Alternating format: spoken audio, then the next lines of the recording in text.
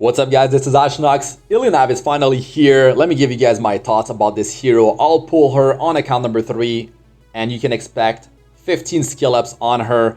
So I'll showcase her in various content and I feel like it's going to be the right account number 3. I've been pulling on account number 2 for a long time now and I can test her in different team compositions. You know, I got different play styles on account 3 and 2 is more like bruisery. Anyway, so she's a waifu, but is she good? That's the thing though. Like that's the big question, right? We got the collaboration coming up, so if you don't have resources, you should be saving up. She's a fire knight. We didn't know if she'd be, you know, fire, earth, ice, or a moonlight hero.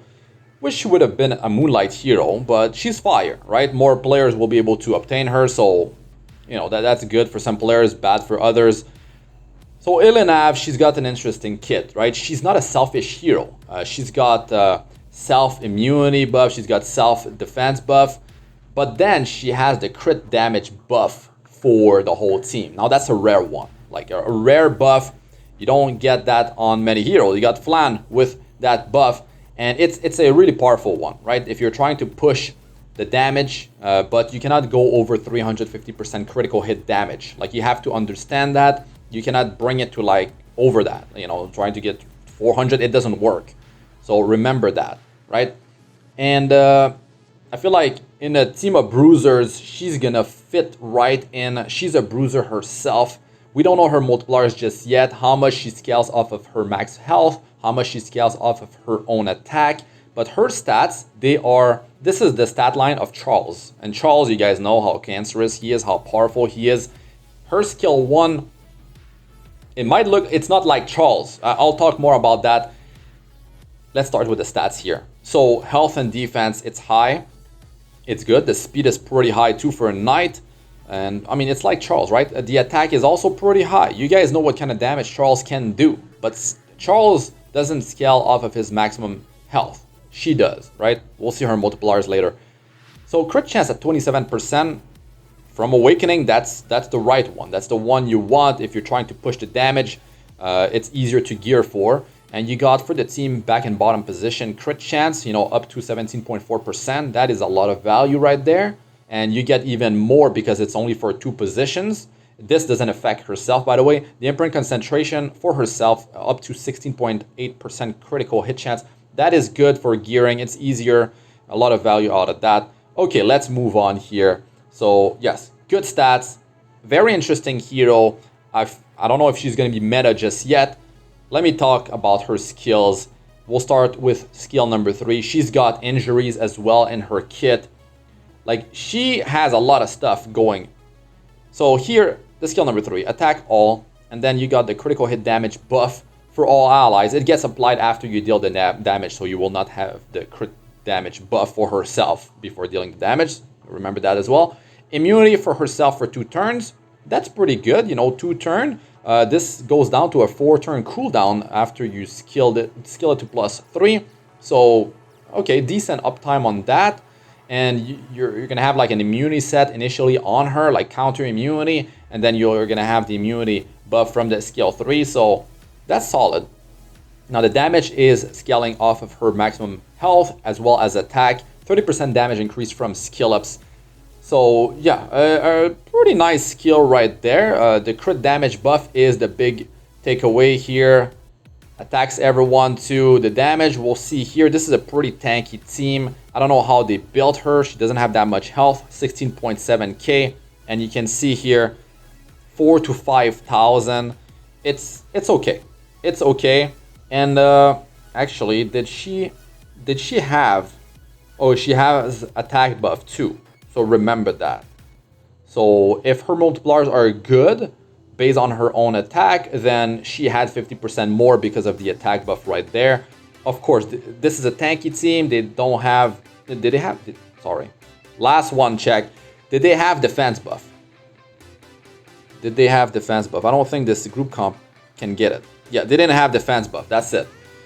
But there's a fallen CC there with Aureus, and they got the passive defense from the Aureus. No, the skill number 2, punish, right? Attacks and pierces the enemy, inflicting injuries. So injury mechanic here, and you have the defense buff for herself for 2 turns, And then the damage scales off of her max health as well as attack. The severity of injuries increases proportional to the damage dealt. Of course, injuries decreases maximum health of the target by up to 20% every time this skill is used. So injury, you can destroy up to 50% of the target's maximum health. That's it. But still, 20%, depending on how tanky they are. Maybe they are tanky, but you got defense break on them, or she just chunked them.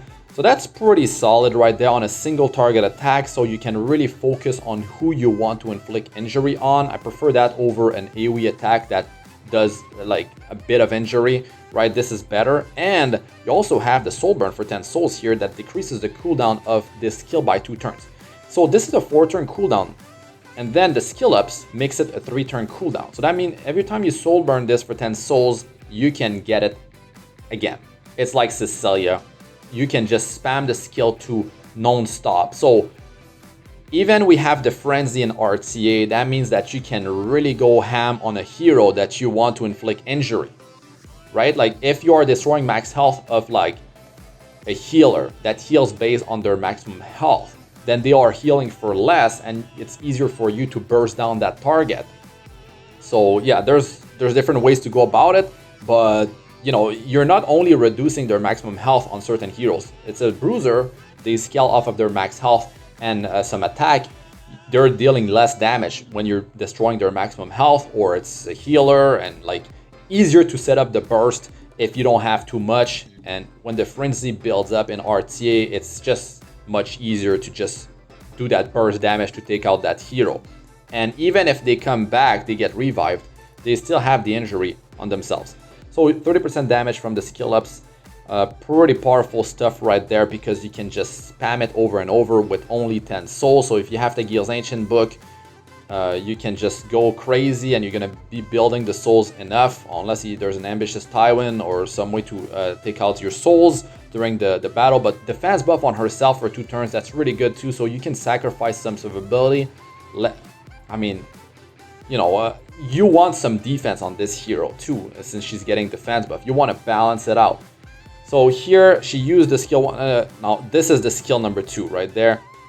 Wait, she used it twice. So the damage doesn't seem too high, but it's the injury that you apply to them and the defense buff that you have on herself. Now, if you start with immunity set and you have immunity buff for 2 turns with the skill number 3, that means you can really balance. Well, I mean, you need health to deal more damage. So you can build some defense, but not too much, because you don't want to sacrifice too much stats for that. You want, but you should build some defense, right?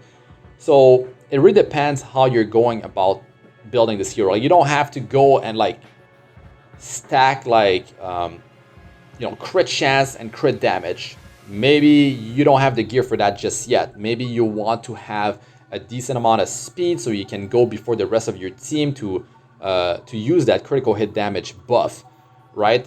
And yeah, I really like it. So far, her kit, solid stuff. Attack, this is a single target attack, skill 1 rush, attacks the enemy with a spear, damage dealt proportional to the caster's max health. When the skill is used, if it is not triggered by dual attack, has a 50% chance to use punish instead of rush.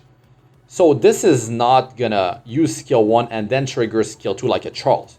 This is gonna replace, instead of using the rush skill, the skill number 1, it will just use punish instead. So if it happens, if you trigger a dual attack with her, then she cannot do the punish instead of the rush. It's gonna be rush. Now if you have her on Elbrus Ritual Sword, if you have her on a counter set, you got 50% chance to just change your skill 1 and use the skill 2 instead. So you've got, now what I don't know for sure, because when you look at it, the animation, you don't see that she has been able to buff debuff. So I don't know if she got the defense buff to be reapplied on herself, because she already has 2-turn defense buff on herself. Now if she can keep on applying defense buff on herself because she upgraded that rush and she used punish instead, that's really sweet. You're gonna have a really high uptime on that defense buff throughout the battle. Now the injuries, that's going to be good too. You're going to be doing that way more often. Of course, it's luck based, but 50% chance is pretty solid. But then you have to rely on counter attacks. If you have Elbrus on her, it's going to be much higher, much better chance to actually trigger well, if you just have counter set, they can just ignore her. But if you have Elbrus, you guys know how powerful that is, unless they have heroes that cannot trigger counter attack, right? This skill does not trigger a dual attack, so you cannot call someone else into a dual attack. From the skill enhancement, you got 30% damage by rush, the skill 1, of course. So it's going to be important to skill this hero up if you want to build her as a bruiser, if you want to get higher damage, of course. So yeah, I like this skill, like, because Punish, the skill 2, is really like loaded, right? So here she has defense buff. She's using skill number 1. She downs Fall on Cecilia. Now it's later on in the battle, right? And now Elbrus triggered and it's Punish instead of Rush that attacked, right? She has buff block on herself. She already had defense buff for 2 turns. I didn't see any pop-up on top of her. I don't think you would see it. I don't know if they confused us on purpose to have buff block on herself, but if she keeps on applying defense buff, that is huge right there. It's really, really powerful. So Wings of Light and Shadow, her artifact right here, I don't think it's that good, right? First, it's a 5-star artifact. That means you need to really limit break it to, you know, put it to good use. But you still have the 15% crit chance no matter what. So at plus 15 or plus 30, you have it. So that's good, right? And she already has a lot of crit on her self-imprint. So it's going to be really easy to, well, if you decide to go with this one, which I don't think it's the way to go. Elbrus is just too powerful, guys. So yeah, I do recommend Elbrus Ritual Sword on her because you can just ignore this hero. And then if she's even on a counter set, nothing will happen unless you draft her into a team that has AoE attacks or, yeah, a bunch of AoE attacks. Of course, you know, counter attack can trigger. But with Elbrus, you have a much higher chance, especially when they're doing AoE attacks, right? So yeah, a luck base, but the chance of 50% to upgrade Rush into a Punish instead, that's pretty juicy right there. So Ilyanav is going to be a pretty impactful hero on the battlefield, not a selfish hero. She's got great skills. We'll see about the damage, but she definitely brings something to the team, that critical hit damage buff, the constant injuries that she can apply on a single target attack, the soul burn that makes her able to just spam that skill 2, the high chance, 50% chance to use the skill 2 instead of the skill 1. Really interesting stuff. With Elbrus Ritual Sword on a counter set or even on a speed set, it could work. Speed immunity, counter immunity. Ilyanav is gonna be quite dangerous, and on Elbrus you just can't ignore this hero. So if you just have her on a counter set and use her own artifact or another knight artifact, I really feel like Elbrus is just that good, especially versus a team that has AoE attacks. Even if the counter set could trigger her, you kind of want to build her so you can make her work versus various team compositions. So yeah, her animations are amazing, and it really will come down to how she performs, right? If she can keep getting that defense buff when she upgrades the Rush into the skill 2 instead, if she keeps getting that defense buff, really good survivability increase with the immunity from the skill number 3. Man, like, you could have some defense on her, you could have a decent amount of health, build her with high crit damage, and yeah, I hope she deals good damage. I'll try her out. It's going to be account number 3, 15 skill up. Stay tuned for that, guys. But that's going to be it for this one. I'm Astranox. Good luck with all you do. Peace out for now.